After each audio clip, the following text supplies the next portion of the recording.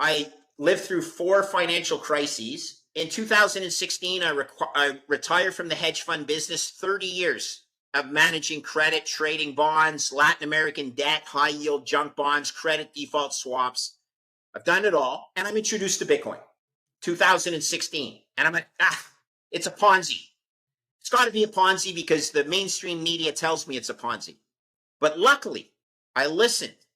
And I'm like, what? Okay, 21 million fixed supply, okay.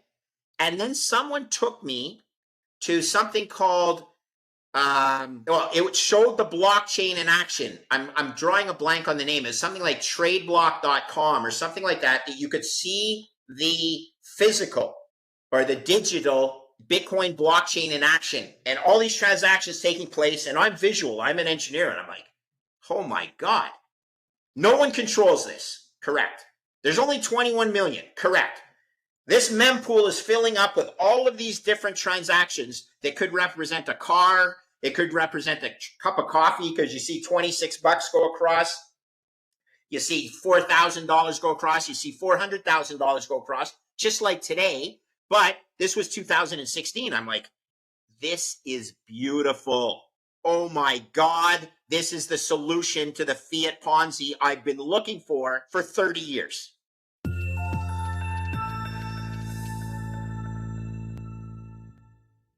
Today, we're exploring the remarkable journey of Greg Foss, a seasoned financial expert with over 30 years in the credit trading and bond markets. In 2016, Greg retired from the hedge fund business, marking the beginning of his intriguing venture into Bitcoin. Initially skeptical, Greg's engineering background led him to a revelation when he witnessed the Bitcoin blockchain in action. He realized the decentralized nature and fixed supply of Bitcoin provided a unique solution to the issues plaguing fiat currency systems. Let's take a moment to contextualize Greg's 2016 epiphany. Bitcoin was still in its nascent stages, often dismissed by mainstream media as a fleeting trend. Greg's transition from skepticism to recognition of Bitcoin's potential mirrors a larger shift in perception we've observed over the past years. Today, Bitcoin is not only a recognized asset class, but also a key player in discussions about the future of finance.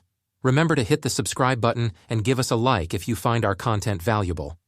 It's living, breathing. 2016, it had a dollar price of about $1,000 a Bitcoin. So doing the math in my head, that's 1,000 times 21 million. That's, 210. What is that? That's $21 billion market cap. Not insignificant, but still not huge. But I'm like, this thing is going to solve a lot of problems. And I started doing research in my career, and every time I did $1 billion research, I began to love it more and more. And I eventually thought of a process to value Bitcoin using credit default swaps. And that's basically my entire history. So I use credit default swaps, open market default swap spreads on sovereign debt to value Bitcoin, because I view Bitcoin as anti-fiat. And if it's anti-fiat, that means you can calculate its intrinsic value by taking open market default swap rates on sovereign debt, multiplying it by the amount of sovereign debt of that nation, and then putting it in a basket of all fiat nations. And bingo, I have a price for Bitcoin in my head. You can believe it or not. And I'm like, damn, this thing's trading for 21 billion, and I can put a price on it at the time of equating it to a dollar price of Bitcoin. At the time, it was trading at $1,000, and I could come up with a price of it of over 40,000 per Bitcoin. I'm like, this is trading at 1/40th of its intrinsic value. I'm a buyer. And as I bought some, I learned more about it. And then I became more steadfast in my belief that Bitcoin is insurance on the fiat Ponzi. And given my history in credit markets, and credit markets being the most important markets in the world, that's how I get comfort that Bitcoin has true intrinsic value for someone like me. I don't need everybody else to debate whether it's digital gold or digital energy or digital insurance on the fiat Ponzi. I don't care. I just know what it means to me.